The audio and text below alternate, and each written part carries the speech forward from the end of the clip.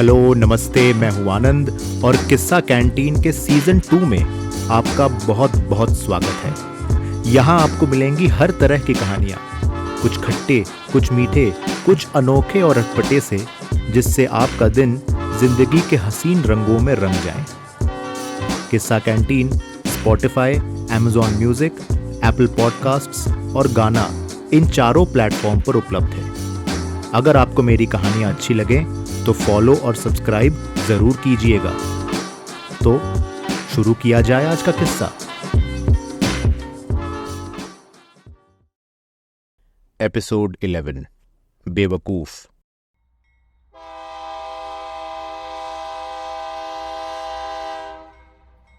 मेरी ट्रेन निकल पड़ी।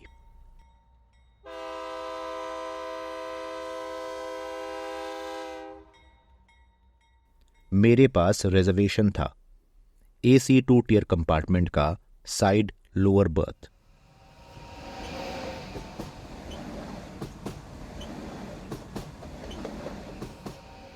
ट्रेन पर चढ़ने से पहले मैंने चार्ट चेक कर लिया था। जमशेदपुर तक साइड अपर और आसपास के किसी भी बर्थ पर कोई भी रिजर्वेशन नहीं दिखा। सुबह के 11 बजे थे। खिड़की के कांच साफ थे और बोगी भी साफ सुथरा और नया सा लग रहा था। मेरा दिल झूम सा उठा। शायद ये वाला सफर सुकून में कट जाए। 30 साल की उम्र का पोस्ट ग्रेजुएट कॉलेज स्टूडेंट होने के नाते ना तो मेरे पास ज्यादा पैसे थे और ना ही आराम करने के बहुत सारे मौके। जहां मेरे दोस्त दुनिया के मुख्तलिफ कोनों में मल्टीनेशनल कॉरपोरेशंस में लाखों की कमाई कर रहे थे, मैं देश के एक छोटे से शहर में पोस्ट ग्रेजुएशन कर रहा था। जहां कोई बंबई जैसे शहर में अपने 3 BHK की डाउन पेमेंट दे रहा था, मैं अपने कॉलेज की फीस भर रहा था, वो भी बड़ी मुश्किल से। जब भी कभी सोशल मीडिया पर अपने दोस्तों की तरक्की के पोस्ट दिखते, मेरे जहन में अफसोस और ईर्ष्या की लहर सी बह जाती और फिर मैं खुद को ये याद दिलाता कि मेरी इस बदहाली की वजह सिर्फ और सिर्फ मैं हूं। कॉलेज में अव्वल नंबर के साथ पास करने के बाद साल में 10 लाख के वेतन, गाड़ी और फ्री ऑफिस के क्वार्टर की नौकरी ठुकराने वाला मुझ जैसा बेवकूफ शायद ही कहीं मिले। लेकिन उसूल, देशभक्ति और जज्बातों से भरे खानदान में पले बड़े नौजवान के दिमाग में अजीब सा हट और जोश होता है। उसे ऐसा लगता है कि उसकी जिंदगी बिल्कुल वैसे चलने वाली है जैसे उसका मन हो। गाड़ी, बंगला, पैसा और प्यार, ये सब उसके लिए गैर मामूली चीजें होती हैं। मैं कॉलेज के बाद एक NGO के साथ जुड़ गया और देश के छोटे गांव कस्बों में बच्चों को पढ़ाने लगा। इससे आत्मा को शांति जरूर मिलती है, पर रात को पुराने फटे कंबल और सुबह जंग भरे साइकिल से शरीर को बड़ी तकलीफ होती है। कई बार मैंने सोचा कि चलो अब इस दुनिया से निकलकर कांच के ऑफिस और एयर कंडीशन्ड कैबिन्स की दुनिया में एंट्री ली जाए, पर मैंने कहा ना, जवानी की बेवकूफी। अब आप सोच रहे होंगे कि चलो खुद से ट्राई करने में दम लगता है। जब तक कोई जॉब ऑफर नहीं आ जाता तब तक कोई भी काम छोड़ना इतना आसान नहीं होता। शायद बेचारे की किस्मत ही खराब थी। पर किस्मत के ख्याल अलग होते हैं। उसकी मर्जी पहाड़ों पर मौसम जैसे बदलते रहते हैं। जब किस्मत कोई मौका आपके सामने रखता है, उसे बिना सोचे आजमा लेना चाहिए। हालात बदलने का मौका बार बार नहीं आता। आया तो नोश, नहीं तो फरामोश। पिछले 8 सालों में कई मौके मेरे पास आए, पर बेवकूफी मेरे लिए एक बीमारी सी बन गई थी। पर इस बार जब मुझे साइड लोअर बर्थ खाली मिला, वो भी AC 2 टियर में और सस्ते में, मैंने इस मौके को जाने नहीं दिया। ट्रेन के स्टेशन से निकलने के थोड़ी देर बाद केटरिंग का लड़का मेरे पास आया। मुझे पता था कि खाना पीना टिकट के शुल्क में जुड़ा होता है। मैंने डिनर में मटन पुलाव थाली ऑर्डर कर दी। लड़के को 20 रुपए पकड़ाकर मैंने टाइम से पहले की चाय मंगवा ली। मेरे आसपास और कोई नहीं था, तो मैं दूसरी ओर के बर्थ पर जा बैठा और पैर फैलाकर आराम करने लगा। पीछे थोड़ी दूर किसी और के फोन पर पुराने बॉलीवुड के गाने बज रहे थे। केटरिंग के लड़के ने थोड़ी देर में गर्म चाय और रस्क बिस्किट का नाश्ता मेरे सामने रख दिया। बाहर तेज धूप खिड़की के नीले शीशों की वजह से काफी हसीन लग रही थी। वाह, पिछले कुछ महीनों के भगदड़ के बाद पहली बार मुझे सुकून का महसूस हो रहा था। अब तक एक भी चाय वाला लेमन टी, चाय चाय, गरम चाय पुकारते हुए मेरे कंपार्टमेंट तक आया नहीं था। हर तरफ शांति ही शांति थी। मेरी आंखें लग गई और मैं बैठे बैठे किसी और के बर्थ पर सो गया।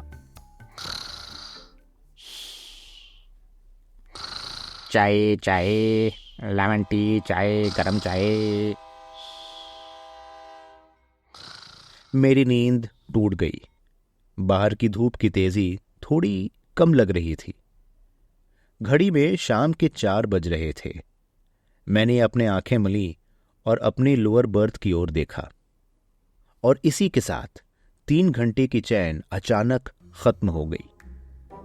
मेरे बर्थ पर किसी और ने अपनी तशरीफ रख दी थी, और सिर्फ तशरीफ ही नहीं बल्कि उसके साथ एक पुराने आधे फटे बैग, कपड़ों की एक पोटली और एक पान के डिब्बे को भी मेरे बर्थ पर जगह मिल गई थी। इस सामग्री का मालिक गुटखे की एक पुड़िया से गुटखा निकालकर उसमें चूना डाल रहा था। ऐसा लग रहा था कि मानो उसने मेरे बर्थ पर अपना संसार बसा लिया हो। बूढ़े ने पहनी हुई थी एक पुरानी सिल्क की कमीज जो बाजुओं के पास थोड़ी सी फट गई थी, एक पुरानी शाल और दाहिने हाथ की हर उंगली पर एक अंगूठी और पुराने पर अच्छे क्वालिटी का लेदर का जूता। उसे देखकर ऐसा लग रहा था जैसे किसी जमाने में उसे कीमती चीजों का शौक था, पर अब हालात बिगड़ गए थे। ऐसे लोगों को मैं अच्छी तरह से पहचानता था। हर ट्रेन पर ऐसे सवारी मिलते हैं जो रिजर्वेशन करते हैं नहीं और बोरिया बस्तर बांध के किसी और के सीट पर कब्जा करने चले जाते हैं, और फिर उन्हें कुछ बोलो तो वो चिढ़ जाते हैं, मानो गलती हमारी है। मेरा खून हल्का सा खौल उठा। इस 16 घंटे की ट्रेन की सवारी को मैं किसी भी हालत में बिगड़ने से रोकना चाहता था, पर एक मुश्किल थी। मैं स्वभाव से उन लोगों में से हूं जिन्हें अपना हक मांगने में हिचकिचाहट होती है। इस अजनबी से कैसे अपने सीट की बात करूं, मुझे समझ में नहीं आया। मेरे सीट पर बैठा ये 70 साल का बुजुर्ग अब अपनी पुरानी कमीज के सामने के कुछ बटन खोलकर अपनी तोंद पर ऐसे हाथ फेर रहा था जैसे थोड़ी देर पहले उसने भरपेट खाना खाया हो। उसके चेहरे पर थोड़ी देर की सुकून की लहर बह गई और मेरी हिम्मत और कम हो गई। पर पिछले 8 सालों में मैंने अपने लिए लड़ना थोड़ा बहुत सीख लिया था। लड़ना या गिड़गिड़ाना, जो भी आप समझो। मैं उठकर अपनी सीट पर बैठे जनाब के पास गया और धीरे धीरे उसके पांवों के पास बैठ गया। तोंद सहलाते हुए उसने मेरी ओर देखा। उसकी छोटी छोटी आंखें मेरी आंखों से मिली और मिली रहीं। उसने कुछ नहीं कहा और अपनी तोंद सहलाता गया, पर मैंने भी अपने नजर नहीं हटाए। मैंने सोचा कि शायद कुछ देर में वो आंखें तजस्सुस, शर्मिंदगी और अफसोस से भर आएंगे, पर ऐसा कुछ नहीं हुआ। थोड़ी देर तक हम दोनों एक दूसरे की ओर देखते रहे। वो मेरे बर्थ पर लेटे हुए, मैं उसके पैरों के पास बैठा हुआ, और कमरे के इस एरिया की बाकी सीट बिल्कुल खाली। लगभग 4-5 मिनटों के बाद बूढ़े मेहमान के चेहरे पर मुस्कुराहट नजर आने लगी।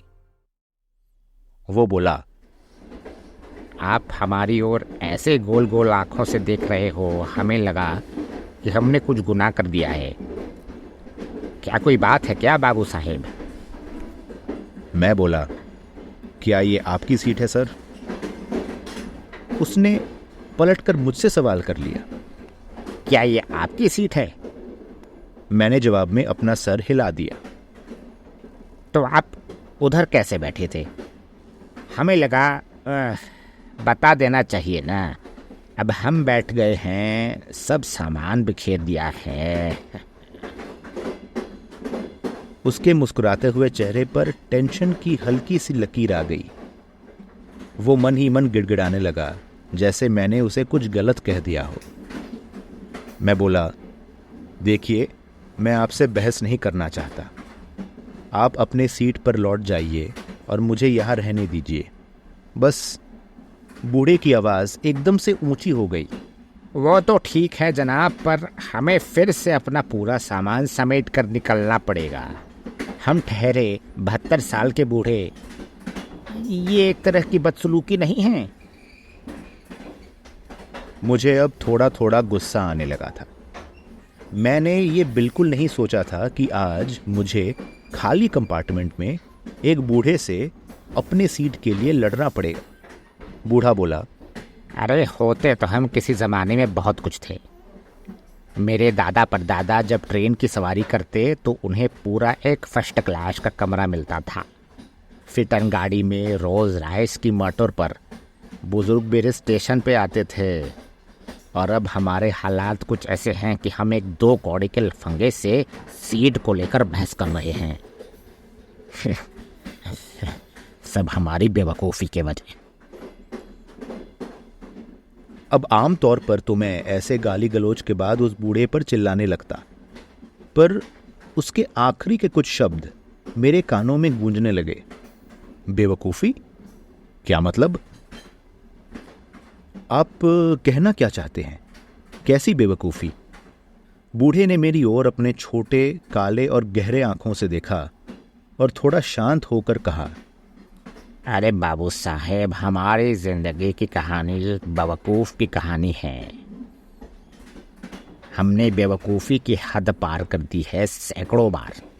अब आपको क्या सुनाऊं? नहीं नहीं, मुझे सुनना है। आप बताइए अपनी कहानी। हाँ, तो बाबू साहब, एक चाय की प्याली मंगवाओ, साथ कुछ बिस्कुट, और सुनो मेरी कहानी। मैंने वैसा ही किया।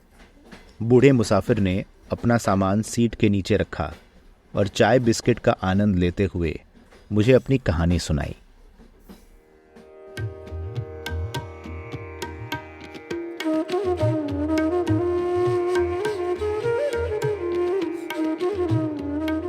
देखो जनाब, हम ठहरे बुलंदशहर के नवाब अहमद नवाजुद्दीन के पोते। आपने बुलंदशहर के नवाबी खानदान का नाम तो सुना ही होगा। हमारे हवेली में हर शाम 4 चांद लगते थे। एक ज़माना ऐसा था कि नवाब साहब के पास इतनी दौलत हो गई थी कि उन्होंने पूरे शहर के लिए 1 महीने लगातार दावत लगाई। सुबह शाम अमीर गरीब, बेघर नाबालिग, दूर देशों से लोग आकर 2 वक्त की रोटी, बिरयानी, कोरमे मुफ्त खा कर जाते। कई साल ऐसा चला। अब जब सेटलमेंट हुआ, पुरखों की दौलत सरकार ले गई और हमारे पास 3 हवेली, थोड़ी सी ज़मीन और घर में रखे हीरे जवाहरात और कुछ एंटीक छोड़कर चले गए। पैसे हमारे पास बहुत थे। इतना पैसा था कि अगली 4 पुश्तों तक किसी को कुछ भी करने की जरूरत नहीं थी। मेरे बाप ने आराम की जिंदगी बिताई। मेरे बड़े भाईजान ने अपने बच्चों को अमेरिका भेजा और सुकून से इस दुनिया से चल बसे। पर हर खानदान में एक बेवकूफ जरूर होता है। वो था मैं। हाँ जी बाबू साहेब, कहानी थोड़ी लंबी है, थोड़ा सूप मंगवाओ जरा। मैंने बिल्कुल वैसा ही किया। जाने अनजाने में आज मेरे ट्रेन कंपार्टमेंट में इतिहास के पन्नों से उभरकर एक कैरेक्टर आ गया था। इसकी पूरी कहानी सुनने के लिए मेरा दिन बेचैन हो उठा। सूप आया, साथ में ब्रेड स्टिक्स और मेरे बैग में रखा एक कपकेक, जिसे मेरी माँ ने बड़े प्यार से मेरे लिए पैक किया था। बूढ़ा बोल चला, तो बाबू साहब, बात ऐसी है कि मैट्रिक की परीक्षा में मैंने अव्वल नंबर हासिल किए। कलेक्टर की ऑफिस में मेरी नौकरी लगी। मैंने की भी कुछ महीनों तक, पर बददिमाग इंसान को चैन हुआ है कभी? मैंने कारपेट रजाई बेचने का धंधा शुरू किया। मुझे लगा घर में इतने सारे कारपेट हैं, रजाई हैं, कुछ कुछ बेच कर मैं थोड़े पैसे कमा लूँ और कहीं और उसे इन्वेस्ट कर दूँ। धंधा डूब गया और मैंने अपने बाप से 2-4 सुन ली, पर मैं हार नहीं माना। मेरे आसपास हजारों लाखों की तादाद में एंटीक्स थे। जो 3 हवेलियां बंद पड़ी थीं, उसमें 200-300 साल पुरानी चीज़ें भरी थीं। मैंने सोचा, चलो इन्हें काम पे लगाया जाए। ओ बाबू साहब, ज़रा वो सॉस देना। हाँ, सॉस पास करना थोड़ा। हाँ, तुम्हें क्या कह रहा था? हाँ, मैंने सोचा चलो इन्हें ऑक्शन किया जाए। मैं लंदन गया, दिल्ली गया, कलकत्ते गया, ऑक्शन हाउसेस में। पहले पहले कुछ चीज़ें अच्छे दाम में बिके। मैं अपने बाप के घर से निकला और एक हवेली में रहने लगा, जहाँ मेरे दादा परदादा शाम की महफिल में जाते थे। मैंने एक शादी भी कर ली। कुछ महीनों बाद मैंने उधर बिजली लगवाई, जनरेटर लगवाया। बिजली दफ्तर के एक इंस्पेक्टर ने मुझे मना किया कि साहब, इस हवेली में लीकेज का प्रॉब्लम है। थोड़ी सी बूंदाबांदी से लीकेज हो सकता है और सर्किट खराब हो सकता है, जिससे घर में आग लग सकती है। आप बिजली लगवाने से पहले इस हवेली की मरम्मत तो जरूर करवाएं। पर मैं ठहरा निहायती बेवकूफ़। ऐसा मैंने कुछ नहीं किया। मैंने बिजली दफ्तर को घूस खिलाकर बिजली लगवा दी। जून के महीने की एक शाम थी कि हम घर से निकले, अपने दोस्तों से मिलने, क्लब में बिलियर्ड्स खेलने। उन दिनों हम में एक नई शान दिख रही थी। हम गाड़ी में घर से निकलते, विलायती सूट पहनते और स्कॉच पीते। वो शाम हमें अभी तक याद है। बिलियर्ड्स की बाजी हमने जीत ली, पर जब क्लब की 4 दीवारी के अंदर हम और हमारे दोस्त खेल रहे थे, पी रहे थे, मजे कर रहे थे, तब बाहर बारिश हो रही थी। हम घर गए तो पूरी हवेली जलकर राख हो चुकी थी। हमारे एंटीक्स, हमारे पैसे, हमारी नई बेगम, सब आग और बारिश में उसी एक शाम मिट्टी में मिल गई। बूढ़ा थोड़ी देर के लिए रुक गया। उसकी आंखें कहीं दूर चली गई थीं और झलक रहे थे, जैसे अपनी जलती हुई हवेली को वापस देख रहे हों। थोड़ी देर बाद वो फिर से बोलने लगा, हमने सब खो दिया बाबू साहेब। अब आप ऐसा सोच रहे होंगे कि शायद अब सब कुछ खोने के बाद बूढ़े के दिमाग के ठिकाने लगे होंगे। ऐसा बिल्कुल नहीं है साहेब, ऐसा बिल्कुल नहीं है। कहा था ना मैंने, मैं ठहरा निहायती बेवकूफ़। बाप ने कहा नौकरी ले ले, बड़े भाईजान ने कहा मेरे साथ रह जा, मैं तेरी देखभाल कर लूँगा। पर हम दिल्ली चले गए और चांदनी चौक में धंधा करने लगे। अब आपसे ये कहने की ज़रूरत नहीं है कि कोई भी धंधा चला नहीं, और हर साल हम कुछ नया करने की कोशिश करते और हर साल फेल होते। बातों बातों में डिनर का टाइम हो गया। केटरर वाला लड़का मेरा डिनर लेकर आ गया। मुझे अब बूढ़े पर दया आ रही थी, तो मैंने उसके लिए एक्स्ट्रा पैसे देकर एक और प्लेट मंगवा लिया। डिनर आते ही बूढ़ा उस पर ऐसे टूटा जैसे उसने सालों में भरपेट न खाया हो। मैं अपने किए कारनामों पर हंसने लगा। कुछ ही घंटों पहले मैं खुद को कोस रहा था कि अपनी बेवकूफियों की वजह से जिंदगी की रेस में मैं अपने दोस्तों से कहीं पीछे रह गया। पर इस बूढ़े के हालात ने मुझे नया हौसला दे दिया। शायद अब भी वक्त है अपनी जिंदगी सुधारने का। बूढ़े ने खाना खत्म किया और अपनी बाकी जिंदगी में जो जो हुआ था उसके किस्से सुनाने लगा, और हर एक किस्से में उसकी बेवकूफी जाहिर थी। मैं सोचने लगा कि वाकई इस बूढ़े के दिमाग में कुछ तो गड़बड़ है। एक से बढ़कर एक कारनामे उसने किए थे, पर किसी से सीख नहीं ली थी। वो बस हारता गया। तो बाबू साहब, ये थी हमारी कहानी। कारपेट रजाई का धंधा चला नहीं, एंटीक का धंधा शुरू किया तो घर ही जल गया।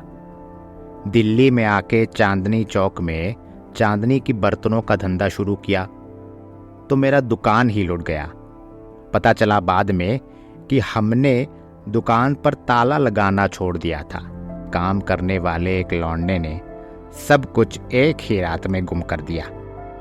अब हमारी ये हालत हो गई है कि जमशेदपुर जाने के लिए एसी टिकट के पैसे नहीं हैं हमारे पास।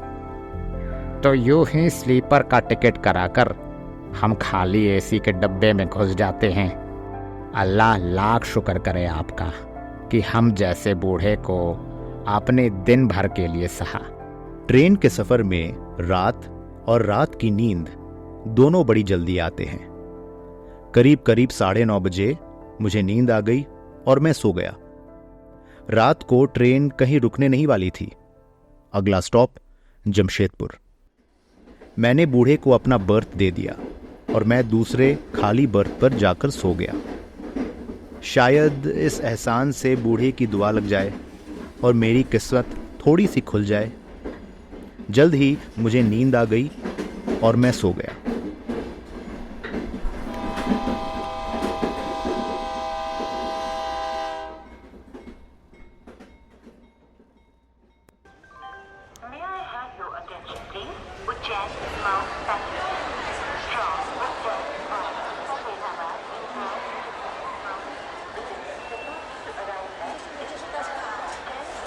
चाय चाय, लेमन टी चाय, गरम चाय।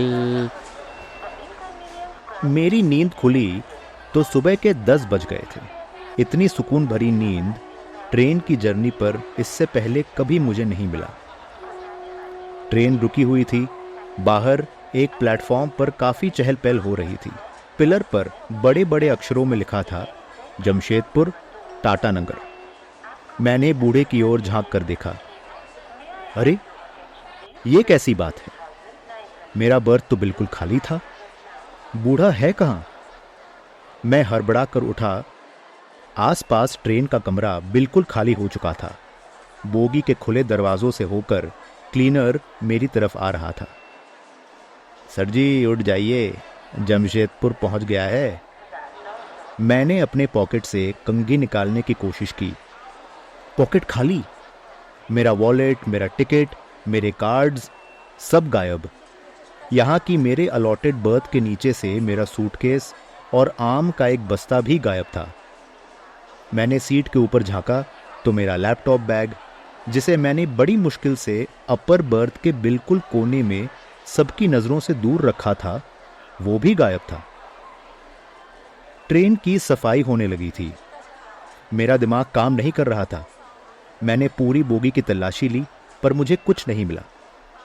मेरी नजरें स्टेशन की चौकी में बैठे रेलवे पुलिस पर पड़ी। मैं दौड़ते हुए पहुंचा और इंक्वायरीज के बोर्ड के नीचे देखने लगा। वहां पर 2 अफसर कैंडी क्रश खेलते हुए बैठे हुए थे। सर, आपको मेरी मदद करनी पड़ेगी। कोई मेरा सामान उठाकर ले गया है। मुझे वो कल सफर में बोगी में मिला था, पर आज सुबह पता नहीं कहाँ गया है वो। अफसर ने एक पल मेरी तरफ देखा और एक छोटी सी हंसी उसके होठों के कोने पर खेलने लगी। कंप्लेंट डाल दो। कैसा है ये आदमी? मैंने उसे पूरी कहानी सुनाई और अफसर कैंडी क्रश खेलता रहा। फिर उसने पूछा, बताओ ना कैसा दिखता है ये आदमी? मैंने उसे बताया। और क्या आपकी नींद आज बड़ी देर से खुली? मैंने कहा, हाँ सर। अफसर ने चौकी के दूसरे ओर बैठे लेडी अफसर की ओर देखा और दोनों जोर जोर से हंसने लगे। मेरा मुंह सूख गया। अरे भाई साहब, बुढ़े ने आपको लूट लिया है। ये आदमी पिछले 2 सालों से यही हरकतें कर रहा है। कभी वो नवाब का पोता बन जाता है तो कहीं स्कूल का प्रिंसिपल, कहीं डॉक्टर तो कहीं इंजीनियर। इसने कई लोगों की जरूरी चीजें चुराई हैं। लगता है आज आपकी बारी थी जनाब। आज आप बेवकूफ बन गए। मैं चौकी से निकला। मेरे पास ना तो पैसे थे, ना ही नए कपड़े। मेरा कॉलेज जमशेदपुर से कुछ 25 किलोमीटर दूर था। मैं बस पर चढ़ गया। किसी अनजाने से फोन मांगकर मैंने रूममेट को संक्षेप में सब कुछ बता दिया और कहा कि 1 घंटे में मुझे वो बस स्टॉप में पैसों के साथ मिले, जिससे मैं कंडक्टर को अपने टिकट के पैसे दे सकूं। जब मेरी बस डिपो से निकल रही थी, मेरी आंखें एक पुराने मखमल के शाल पर जा पड़ी। जिस हाथ ने उस शाल को पकड़ा हुआ था, उसी हाथ की हर उंगली पर एक अंगूठी थी।